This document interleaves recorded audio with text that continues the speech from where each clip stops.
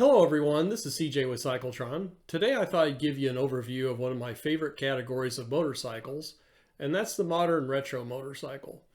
I've said in past videos that motorcycles now are as good or if not better than any time they've ever been in the past, and that's certainly true with this category of bikes.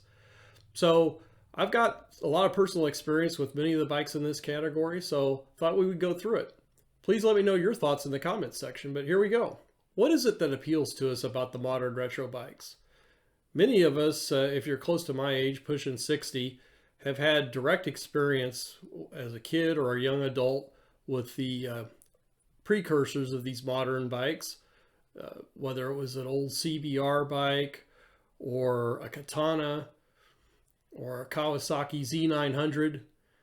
There's a lot of styling elements in these modern revivals that definitely draw on these earlier design cues and performance characteristics. So the bikes I want to cover today are the Kawasaki Z900 RS, the Suzuki Katana that was re-released in 2020, the Honda CB1000R, the Triumph Speed Twin, and the Yamaha XSR 900. So let's start with the Kawasaki Z900 RS. I actually had one of these bikes in my garage for a while last year. My son, it was his bike for over a year, and then he moved to St. Louis and wasn't going to deal with the crazy traffic out there, and I didn't blame him. So for a short time, I actually had his bike and my 2020 Katana in the garage, and I knew I was going to keep just one of those bikes. I ended up keeping the Katana, but the Z900 is really a fantastic motorcycle.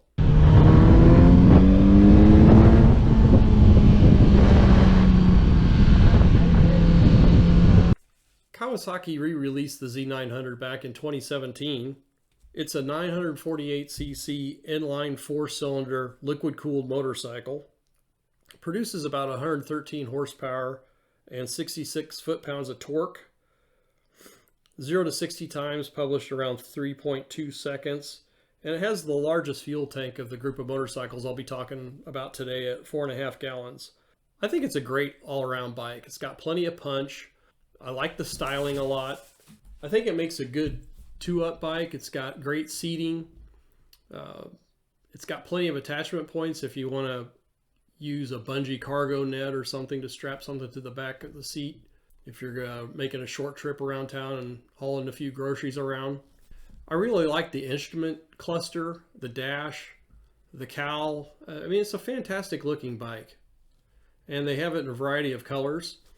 The 2022 edition has an MSRP of $11,749. You can get the 50th anniversary version of this bike for $300 more at $12,049. It has all the standard modern features you'd want on a motorcycle, with a slipper clutch, traction control, riding modes, a tuned exhaust, and ABS. It was a hard decision to decide whether to keep this bike or the 2020 Katana. I ended up opting for the Katana. About the only nitpick I had about the Z900 RS is it was pretty high seat. I'm 6 foot, so I could ride any of these bikes and flat-footed at a stop, so that really wasn't an issue, but it was some combination of the seat height with this Z900 and the geometry of the bike that every once in a while I'd get into a situation where I felt a little unsure of my footing at a stop, but that rarely happened. So the seat height's listed as 32.9 inches, which I said is the highest seat height of the group by just a little bit. But I really like the fuel range of this bike. With 4.5 gallons, it's going to have the top fuel range of any of these bikes. So a really good solid motorcycle, and I think the price is really good on this bike too. Overall, I really like the styling, the fit and finish of this motorcycle. I mean, it's a great bike overall. Next, we'll go to the 2020 Katana. It's based on the Suzuki GSX 1000 engine. Very smooth engine. This bike is really a breeze to ride. It's very comfortable, very controlled. Real high performance. It's pumping out about 150 horsepower and 80 foot-pounds of torque. So it has the highest horsepower rating of any motorcycle in this group that I'm talking about today, and nearly has the most torque. It comes in second to the Speed Twin, which that's a 1200cc motorcycle. So 80 foot-pounds of torque and 150 horsepower. That's extremely solid sport bike performance.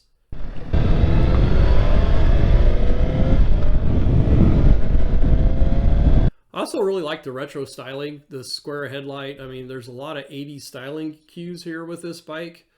I think, I don't know, I tend to like bikes that are a little different from the norm, a bike that you're not going to see a lot of out and riding around. This bike was a little pricey when it came out at $13,500, and frankly, it wasn't a very good seller for Suzuki. There's still some 2020s sitting around out there you can probably pick up for around $11,000. The only real ding I would have on this bike, and I knew it going in, is the small fuel capacity at 3.2 gallons. That gives you a total fuel range of about 138. So whenever I hit about 100 miles on a fill up, I'm looking for a gas stations. I don't like to run much below my last gallon of fuel when I'm out riding. So that's a pretty limited range, but again, if you're mostly using this bike for around town, which I am, it's not an issue. And the only other odd thing about this bike is there's really not many good attachment points for my bungee cargo net whenever I'm hauling stuff around town. So again, that's a minor thing, but overall, I think the styling and the performance of this bike makes up for any little minor shortcomings it may have. I just absolutely love this bike. They came out with a redesigned 2022 version with the blue and gold wheels. I think it looks great. So far, Suzuki hasn't announced whether the updated 2022 Katana will be released in the United States. Still waiting to hear on that. They've gone from a cabled throttle in the 2020 to ride-by-wire in the 2022. Some other changes on the technology side. I think actually I prefer the looks of the 2022 in terms of the color scheme, but in terms of the hardware and other components, I really like the 2020. So I'll stick with my 2020 Katana.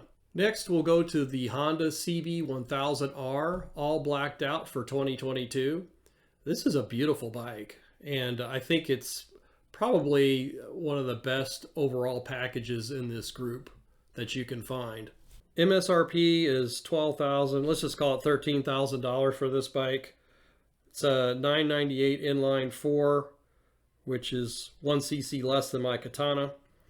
It's rated at 143 horsepower with 76 foot-pounds of torque.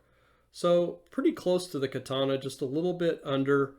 The Katana had a 0 to 60 time of 3.2 seconds, but it's rated slightly faster at 3.1 seconds, 0 to 60 time. Going back on the weight, the Z900 weighs 474 pounds, so does the Katana. The CB1000R weighs 467 pounds, so a little bit lighter. Maybe that accounts for the 1/10 of a second faster on the 0 to 60 time. But it's got a 5-inch color TFT display, slipper clutch, quick shifter, 4-to-1 exhaust. I mean, absolutely fantastic looking motorcycle. Again, I think this is a great overall package for this motorcycle. I think I really didn't look at this when I was looking at the Katana. I still would have gone for the Katana, but I don't know. This might be a close second. I mean, really, it's hard to choose among these bikes. It's really depends on what you're looking for. There's slight differences in performance characteristics, certainly in styling. I think some of it has to do with your experience with these motorcycles or some version of them back in the day in terms of what's pulling you from an emotional standpoint, things that you might not even be aware of on a conscious level. Next, we'll go to the Triumph Bonneville Speed Twin. It's a 1200cc parallel twin engine motorcycle.